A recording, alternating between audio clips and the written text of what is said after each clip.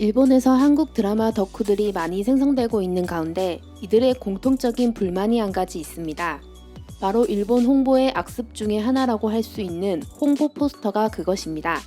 제작 본국의 포스터를 사용하지 않고 일본 내에서 사용할 별도의 홍보 포스터를 만들어내는 과정에서 장르를 불문하고 포스터 배경은 분홍 색깔에 드라마 타이틀 역시 분홍 색깔 글씨로 만들어내기 때문입니다.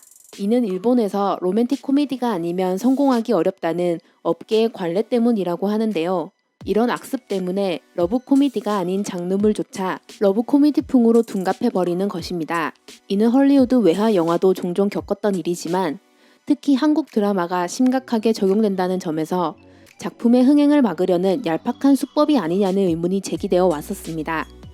한국 드라마가 일본에 오면 타이틀이 핑크색이 되어버린다는 설. 혹시 한국 드라마는 제목을 핑크색으로 해야지만 국경을 넘을 수 있는 규칙이 있나요? 그런 룰이라면 납득하겠지만 100만% 말도 안 되겠죠? 진심으로 그만뒀으면 좋겠어요.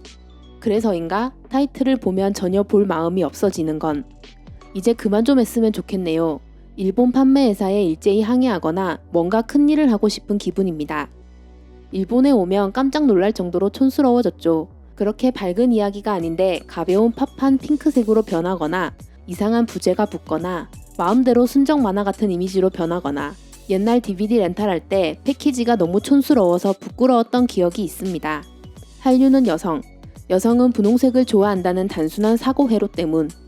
한국 영화를 좋아하지만 핑크빛 연애는 볼 생각도 나지 않았던 것은 일본 광고 때문이었군요. 일본에 와서 바뀌는군요. 한국 드라마가 저렴하다고 느꼈던 건 전부 일본에 와서였다니. 일본 손님은 바보라서 에로나 연애를 연상시키는 이야기로 하지 않으면 드라마는 팔리지 않는다고 하는 업계 관습. 한국 것뿐만 아니라 옛날부터 있어 왔었지. 왠지 한국 영화라던가 모두 핑크빛 러브 코미디만 만드는 거야 하는 이미지였는데 일본판 선전 포스터 때문에 계약된 느낌이야. 이건 좋지 않은 인상 조작인 것 같아. 수입사 측에 우리 고객층이 좋아하는 것은 이런 것이라는 이미지가 10년 이상 갱신되지 않은 채 새로운 시대에 온 것인지도 모르겠네요. 한국 드라마나 영화 포스터를 그대로 쓰면 되는데 계약하는 악행은 이제 없애주세요. 내용은 엄청 좋은데 일본판 포스터 때문에 눈에 띄지 않았다. 항상 일본판 포스터밖에 안 봐서 안 볼 줄 알았는데 원래 포스터는 완전 재밌을 것 같아.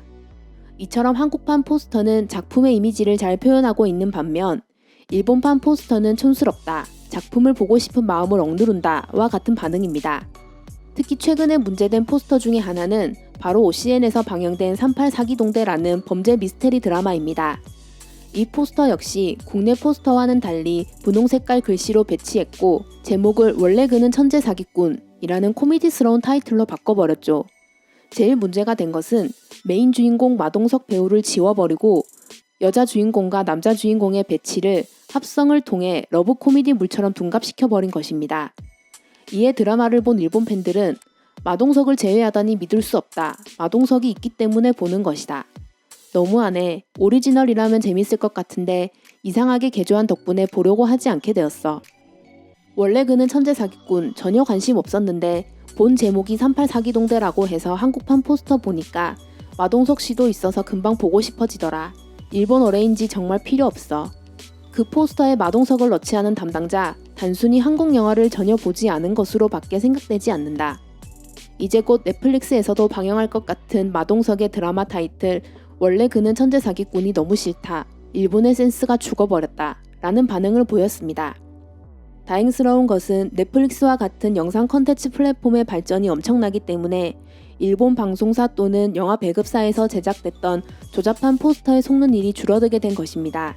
최근에 엄청난 인기를 끌었던 사랑의 불시착, 동백꽃 필 무렵, 사이코지만 괜찮아와 같은 작품들은 사랑이라는 주제가 담겨있긴 하지만 포스터가 분홍 색깔로 도배되는 악행은 벗어날 수 있었습니다. 아울러 한국판 포스터 및 각종 굿즈의 퀄리티가 엄청 높아졌기 때문에 오리지널 한국판을 구매하는 일본 팬들의 수가 점점 늘어나고 있으며 SNS를 통한 입소문으로 점점 더 오리지널 한국 포스터에 대한 수요가 높아지고 있습니다. 작품보다 먼저 만나게 되는 메인 포스터 및 타이틀은 작품의 주인공만큼이나 중요한 요소입니다. 오리지널 제작자들이 엄청난 고심을 들여 만들어낸 또 하나의 작품이라고 해야겠죠. 그 작품이 담고 있는 본래의 의도와 작품의 장르까지 바꿔버리는 것은 그 작품의 아이덴티티를 망쳐버리는 것입니다.